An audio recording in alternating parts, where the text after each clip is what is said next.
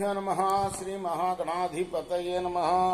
శ్రీ సరస్వత్యై నమ. భక్తులరా, వ్యాస మహర్షి రచించిన మహాభారత ఇతిహాసం యథాతథంగా చెప్పుకున్నాం. ప్రతి శ్లోకం దాని అర్థం. ఇందులో భాగంగా నిన్నటి వరకు మనం ఆది సభ, అరణ్య, విరాట, ఉద్యోగ, భీష్మ, ద్రోణ, కర్ణ, శల్య, సౌప్తిక, స్త్రీ పర్వాలనే 11 పర్వాలు చెప్పుకున్నాం. 18 పర్వాల్లో 11 పూర్తి చేశాం. 12వ శాంతి పర్వంలో 27వ అధ్యాయం వరకు నిన్నటి వరకు చెప్పుకున్నాం. ఈ రోజున 28వ అధ్యాయాన్ని చెప్పుకుందాం. చెప్పుకునే ముందు వ్యాస భగవాను ప్రార్థన చేసుకుందాం. వ్యాసాయ విష్ణు రూపాయ వ్యాస రూపాయ విష్ణవే నమో వై బ్రహ్మనిధయే వశిష్ఠాయ నమో నమః. నారాయణం నమస్కృత్య నరం చైవ నరోత్తమం దేవీం సరస్వతిం వ్యాసం తతో జయముదీరయే. సమర్థగురు సాయినాథ్ మహారాజ్ కీ జై. వైశంపాయన ఉవాచ జ్ఞాతి శోకాభితప్తస్య ప్రాణానభ్యుత్సృక్షత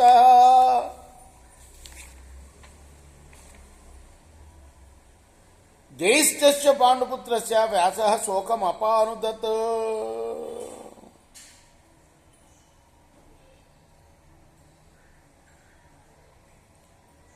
ప్రాణాల్ని ప్రాయోపవేశం చేసి వదిలేయాలి అని నిర్ణయించుకున్నాడు ధర్మరాజు. ఆ విషయం చెప్పాడు అందరికీ, తోటి సోదరులకి, అక్కడున్న వ్యాసుల వారికి కూడా చెప్పారు. వ్యాసుల వారు ధర్మజుడి యొక్క శోకాన్ని వదిలించాలని చెప్తున్నాడు. మాట్లాడటం మొదలుపెట్టాడు. మళ్ళీ 1-2 సార్లు చెప్పాడు, మళ్ళీ కూడా చెప్తున్నాడు. అత్రాప్యుదాహరంతిమం ఇతిహాసం పురాతనం అస్మగీతన్నర వ్యాఘ్రత నిబోధ యుధిష్ఠిరా.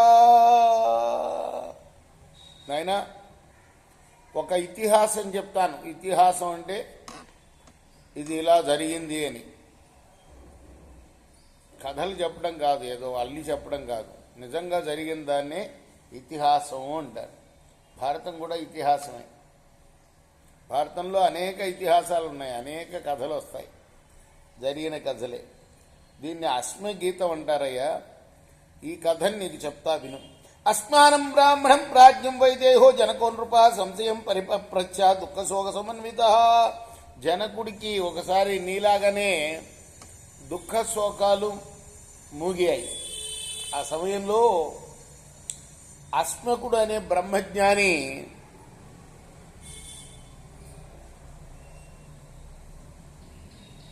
ఆయన వాళ్ళ ఇంటికి రావటం, వాళ్ళ యొక్క రాజగృహానికి రావటం సంభవించింది. ఆ సమయంలో అశ్మకుణ్ణి ఒక సంశయం గురించి ప్రశ్నించాడు జనకుల వారు. జనక ఉవాచ ఆగమే యది వాపాయే జ్ఞాతీనాం ద్రవిణస్య చ నరేణ ప్రతిపత్తవ్యం కళ్యాణం కథమిచ్చత.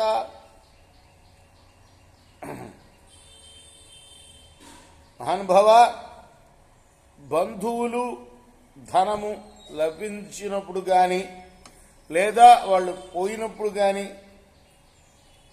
శుభాన్ని కోరే మానవుడు ఎటువంటి స్థితిని పొందాలి? అస్మో ఉవాచ, అస్ముడనే బ్రాహ్మణుడు చెప్తున్నాడు. ఉత్పన్నమిమమాత్మానం నరస్యానంతరం తతః తాని తాన్యనువర్తంతే దుఃఖాని చ సుఖాని చ.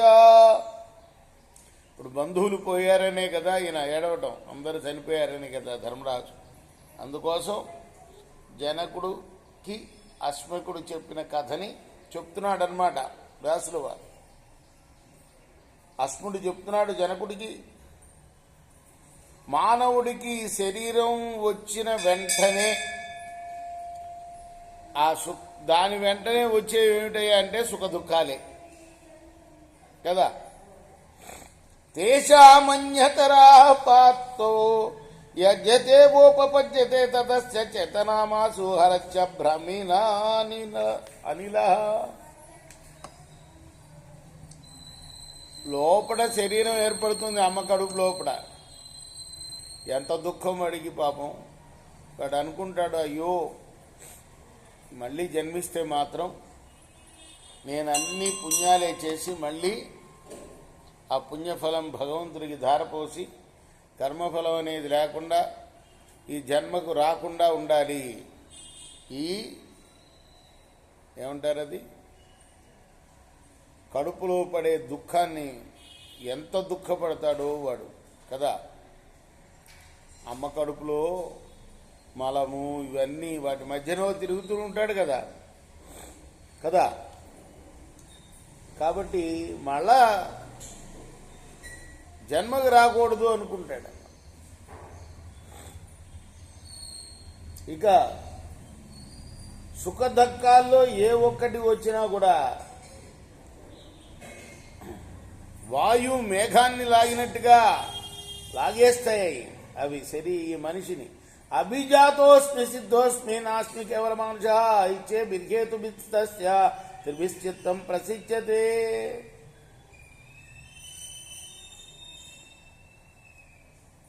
ఆ తర్వాత పుట్టిన తర్వాత నేను చక్కటి పుట్టుక పుట్టాను, సిద్ధున్నయ్యాను, సామాన్య మానవుణ్ణి కాదు నేను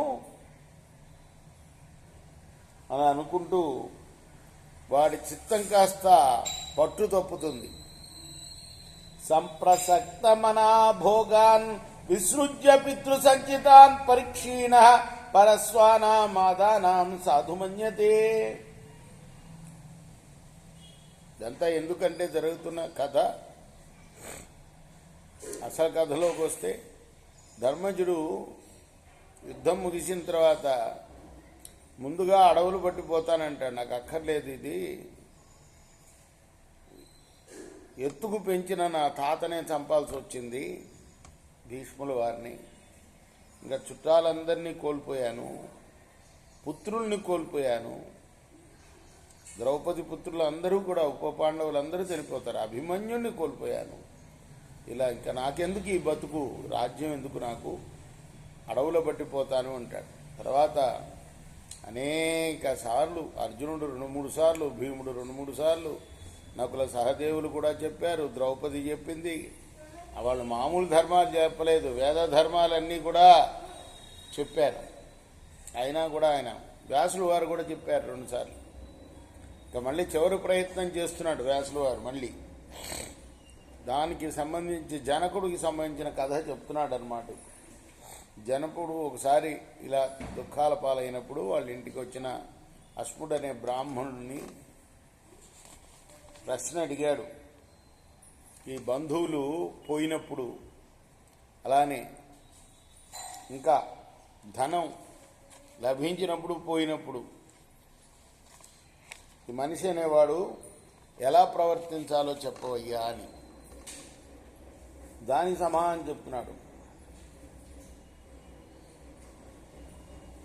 పుట్టిన తర్వాత మనిషి నేను చక్కటి పుట్టకు పుట్టాను, సిద్ధున్నయ్యాను, సామాన్య మానవుణ్ణి కాను. కడుపులో ఉన్నప్పుడు బాధపడతాడు, బయటకు వచ్చిన తర్వాత అంతా మర్చిపోతాడు. మళ్ళీ నేనే గొప్పవాణ్ణి, ఇలా బాగా కోరికలు పెంచుకుంటూ తండ్రి సంపాదించే ధనం ఖర్చు పెట్టి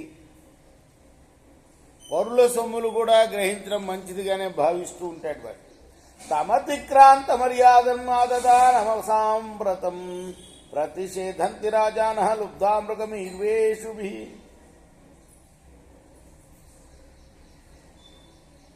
ఆ తర్వాత ఏం జరుగుతుందంటే వాడి ఈ పరుల ధనాన్ని గ్రహించడం అనే దాన్ని రాజులు అడ్డుకుంటారు. ఏ చ 20 వర్షానాం 30 వర్షాశ్చ మానవా పరిణతే వర్షస్య తాత్ న భవిష్యంతి బాధ్యవా.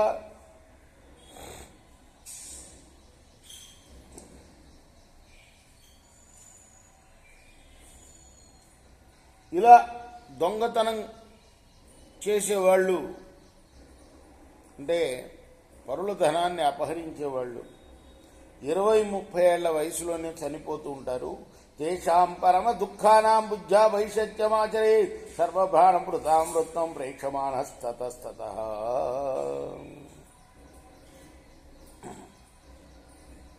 ఎంతో దుఃఖం పొందే అటువంటి ప్రాణుల జీవితాన్ని చూసి మిగతా జనులు బుద్ధి తెచ్చుకొని అటువంటి రోగానికి అక్కడికక్కడే మందు వేసుకోవాలి, అంటే అటువంటి పనులు చేయకూడదని నిర్ణయించుకోవాలి.